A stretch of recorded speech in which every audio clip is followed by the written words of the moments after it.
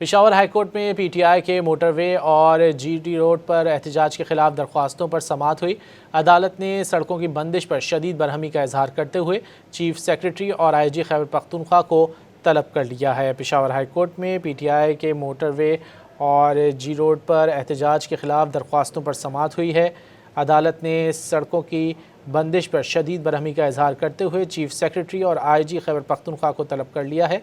مزید جان لیتے ہیں ڈان نیوز کے نمائندے عبدالحکیم محمد سے۔ عبدالحکیم، کیا تفصیلات ہیں؟ جی بالکل، جو پاکستان تحریک انصاف کا خیبر پختونخوا کے مختلف چوراہوں اور سڑکوں پر احتجاج جاری ہے، تو اس احتجاج کے خلاف پشاور ہائی کورٹ میں درخواست دائر کی گئی ہے، اور درخواست میں جو ہے صوبائی حکومت کو فریق بنایا گیا ہے اور سیکرٹری داخلہ کو فریق بنایا گیا ہے۔ اس کی سماعت کی اور اس میں یہ کہا گیا ہے کہ جو احتجاج کا سلسلہ جاری ہے تو اس میں عام شہریوں کو بہت تکلیفوں سے گزرنا پڑتا ہے اور تکالیف ہو رہی ہے، تو لہٰذا پشاور ہائی کورٹ اس میں احکامات جاری کر کے اس جو احتجاج ہے اس کو فوری طور پر ختم کیا جائے، تاکہ جو لوگ کو تکلیف کا سامنا ہے وہ اس سے بچ سکے، اور جو راستے بند کیے جاتے ہیں سڑکوں کی آمد و رفت بحال کی جائے، اور جو خاص طور پر جو ایمبولینسز اور مریضوں کو ایک شہر سے دوسرے شہر کو اسپتال لے کے جاتے ہیں ان کو تکلیف کا سامنا کرنا پڑتا ہے، اور اس حوالے سے یہ درخواست جمع کی گئی ہے۔